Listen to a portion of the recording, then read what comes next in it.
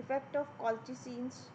Colchicine एक chemical substance है जो कि प्लांट्स से ऑब्टेन किया जा सकता है। कोल्चिसिन जनरली क्या करता है, माइटोटिक स्पिंडल्स को पॉलीमराइज नहीं होने देगा, मतलब कि उसकी फॉर्मेशन ही नहीं होने देगा।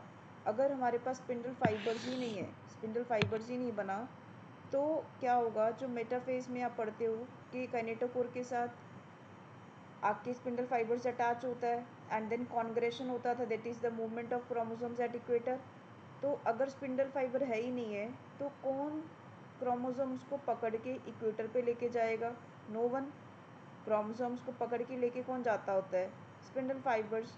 वो है ही नहीं है यहाँ पे, तो उसके ना होने की वजह से जो सेल है वो मेटाफेज में एज इट इज़ पड़ा रहेगा, मतलब कि सेल साइकिल वहीं पे आके रुक गया है।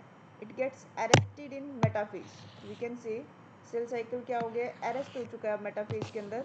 अब क्रोमोसोम्स ऑलरेडी जो मेटाफेज में आए हुए हैं वो एस फेज वगैरह सब करके आए हैं। एस फेज में डीएनए डुप्लीकेशन होके आया है, डीएनए डुप्लीकेशन होके आया है, तो ये क्रोमोसोम विद 2 क्रोमाटिड्स वाला है। तो इट मीन्स कि जो क्रोमोसोम्स विद 2 क्रोमाटिड्स है, तो पर क्रोमोसोम डीएनए का अमाउंट बढ़ गया है। We can say number of set of chromosomes बढ़ जाएंगे। अगर मेटाफेज में ही सेल साइकिल रुक गया तो क्या एनाफेज होगा? बिल्कुल भी नहीं। एनाफेज में भी तो सारा रोल स्पिंडल फाइबर्स का था। एपीसी कॉम्प्लेक्स भी तभी एक्टिवेट होता था अगर स्पिंडल फाइबर्स आएंगे। अगर एपीसी एक्टिवेटेड नहीं है तो सेंट्रोमियर स्प्लिट नहीं होगा, सेंट्रोमियर स्प्लिट नहीं होगा तो सिस्टर क्रोमाटिड्स कभी भी सेग्रीगेट नहीं होगा।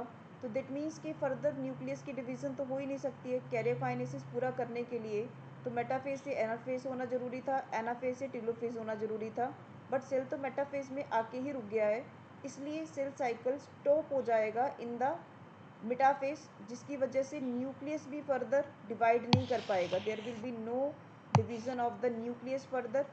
अगर न्यूक्लियस भी डिवाइड नहीं कर रहा तो पर सेल सेट्स ऑफ क्रोमोसोम्स क्या हो जाएंगे, बढ़ जाएंगे, जिसको हम कहते हैं एंडोमाइटोसिस, या फिर कहते हैं पॉलीप्लॉइडी। मतलब कि 2n से ज़्यादा कंडीशन आ जाएगी, लाइक 3n 4n। ऐसे सेल को हम क्या कहते हैं, पॉलीप्लॉइड सेल्स। ये बहुत इंपॉर्टेंट है, मेन इंपॉर्टेंट क्वेश्चन आता है। पॉलीप्लॉइडी कौन सा केमिकल सब्सटेंस कोज करता है, दैट इज़ द कॉल्चिसिन।